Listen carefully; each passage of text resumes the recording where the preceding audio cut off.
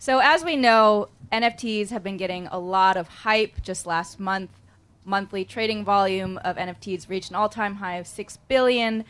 But what is the real utility behind it? What does the future of community and connection look like? And so today we have these two lovely ladies here to talk about it. So I'd love to just start and have you introduce yourself and talk about how you're utilizing NFTs and what you're seeing.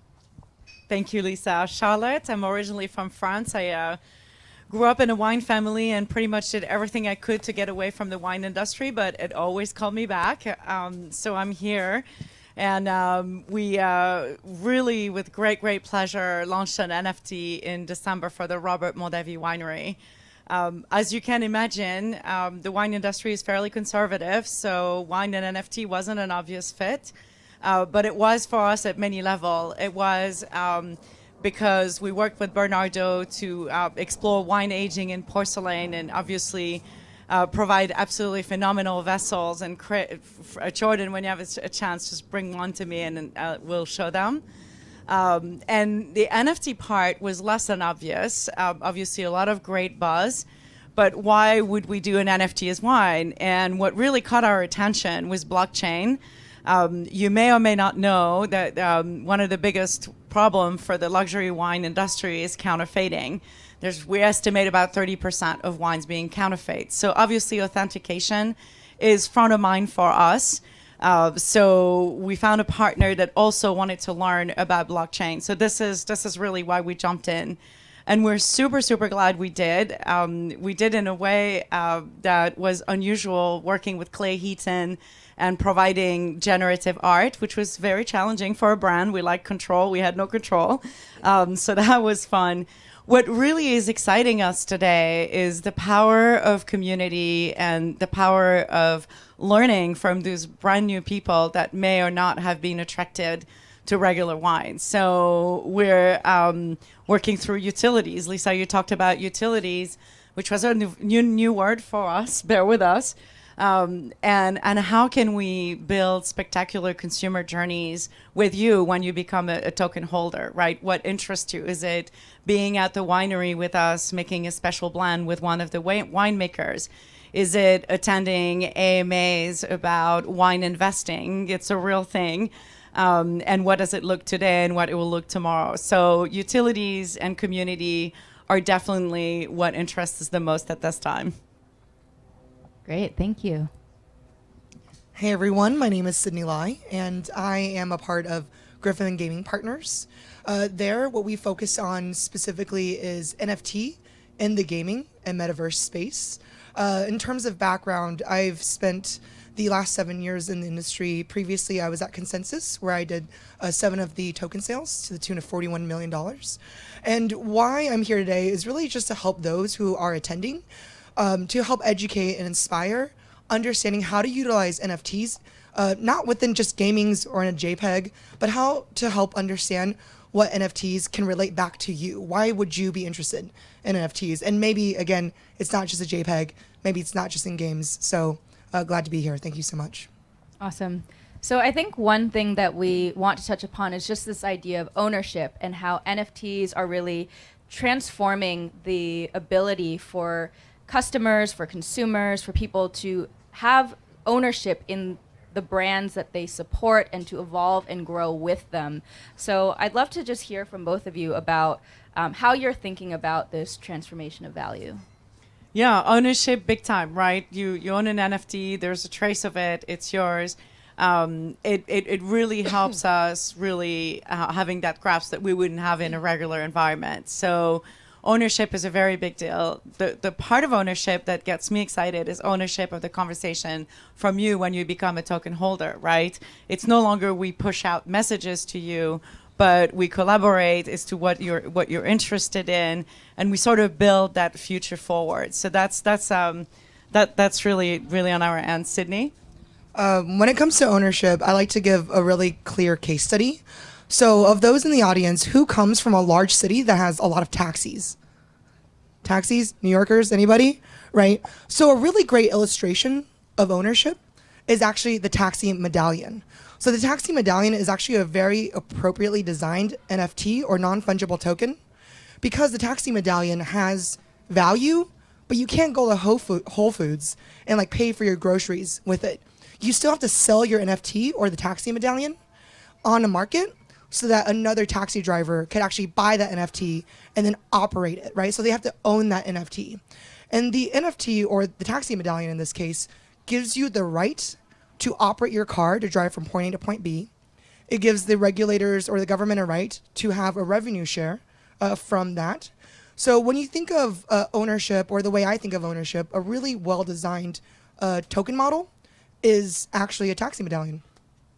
So is it really about just everyone who participates, no matter where they are in the chain, gets some sort of ownership and value?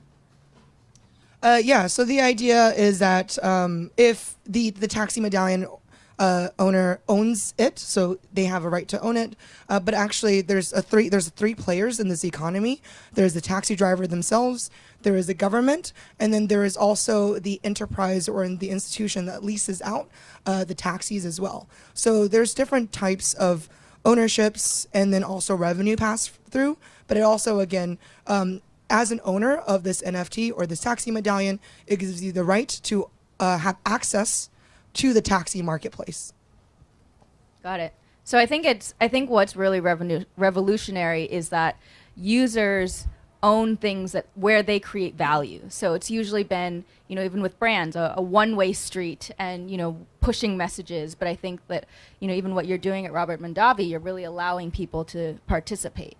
And so for the next thing I want to dive into is the metaverse and how, I think even this term is really confusing for people. The user experience isn't that great yet. So how are you thinking about that for your brands or for some of the projects that you're working on? Yeah, we're definitely thinking about it. We're not there yet, so be patient.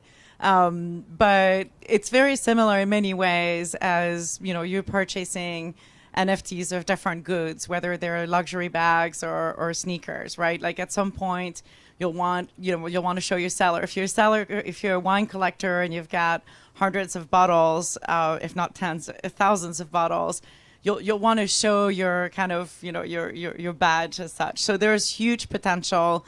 Obviously, we see the offline retail, restaurants, bars having presence in the metaverse. So definitely those back bar shelves are going to build themselves as time goes by. Very exciting opportunity. Yeah. So when I think about the metaverse, I like to have a more expansive view of what the metaverse might look like. Do you guys remember GeoCities? GeoCities. Yeah, that dude in the back, right? GeoCities. GeoCities was a way to actually originally launched to map out different internet communities within different cities.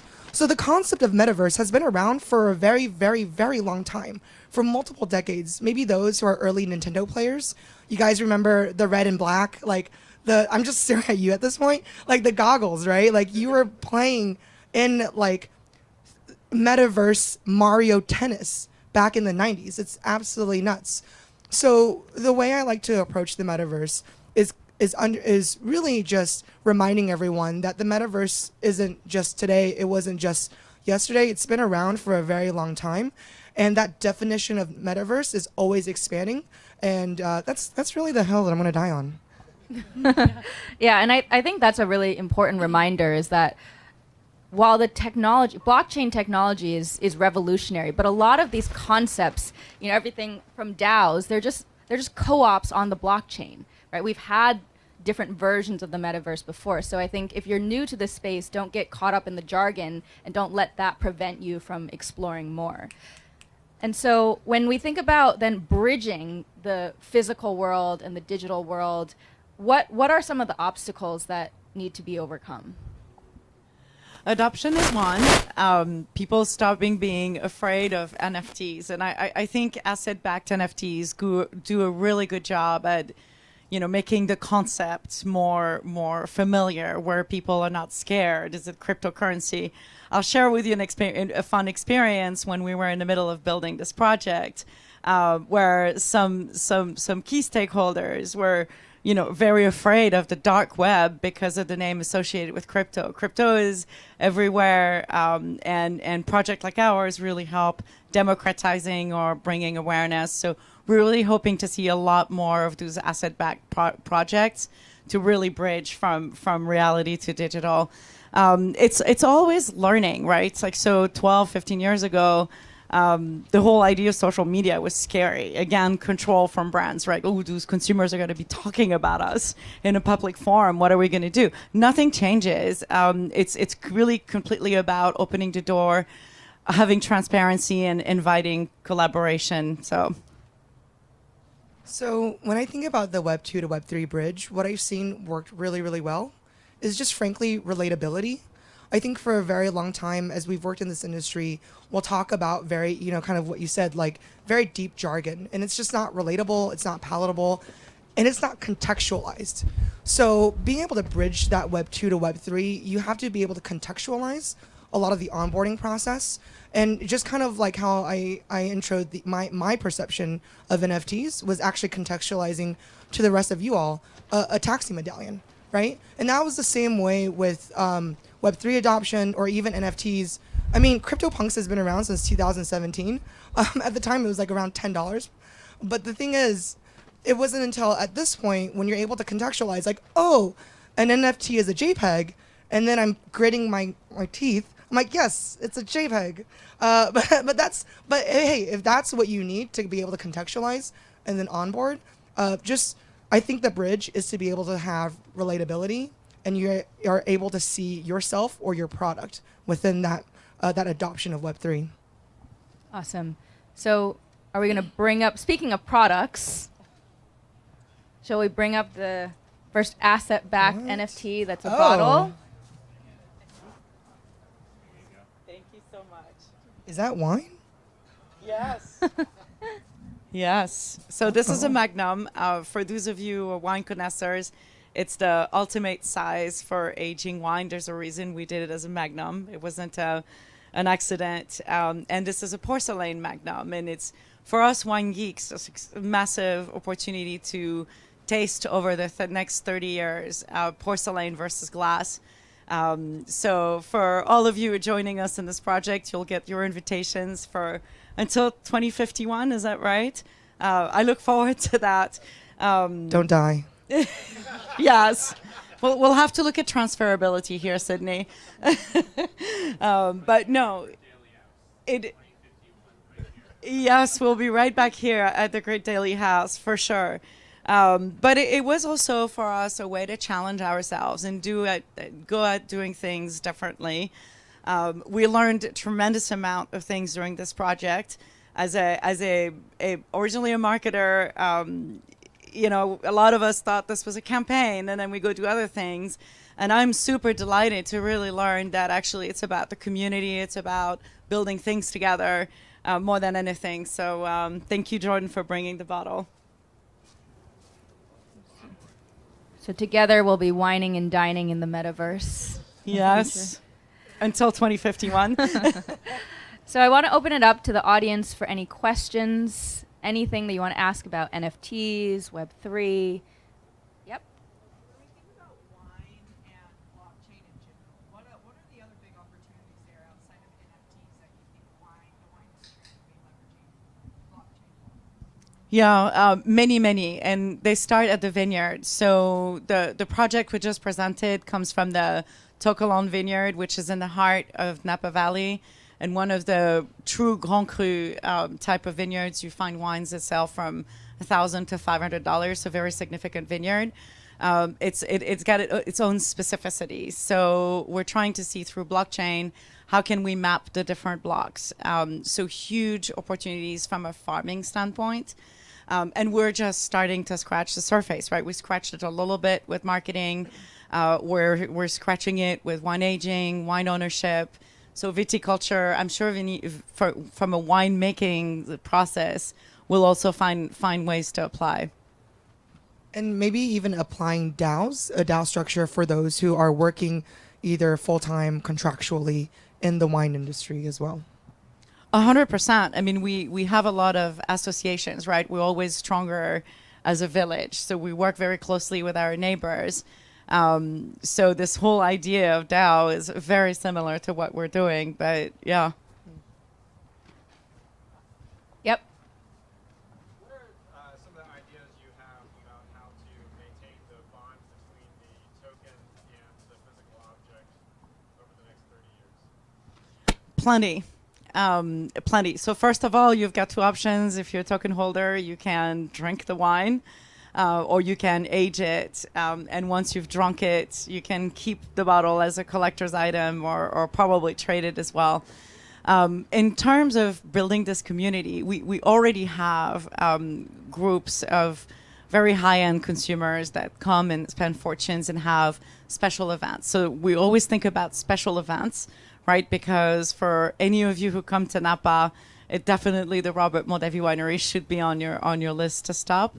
But it's also experiences in top restaurants. How do we get you as a full set token holder to dine with a winemaker in New York, Hong Kong, or anywhere you are? So plenty of opportunities. Any last questions?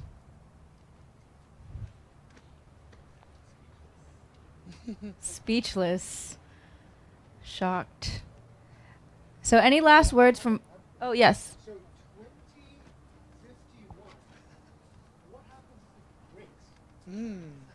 Well, you're going to have to save it carefully, like you would any bottle of Latour or top wines, right?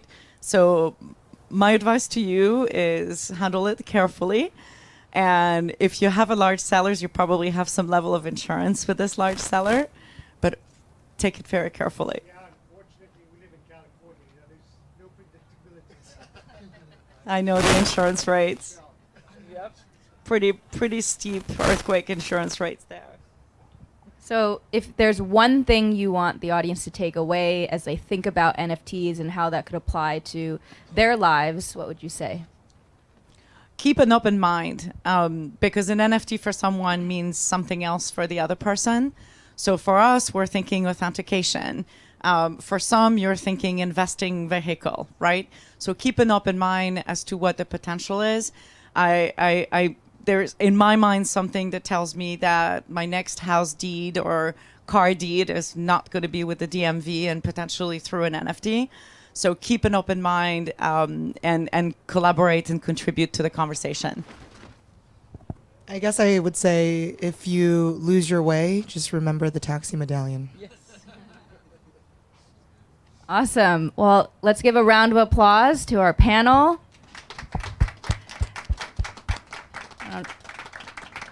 I'll give a quick plug for the ladies getting into crypto. I host the Bad Bitch Bitcoin Bootcamp, an intensive 4 weeks to learn everything from crypto slang to how to open up your wallet securely and safely. We go NFT shopping together. We learn frameworks for how to do your own research on tokens, and you're doing it all together with a group of bad bitches. So you can find that at thebadbitchempire.com.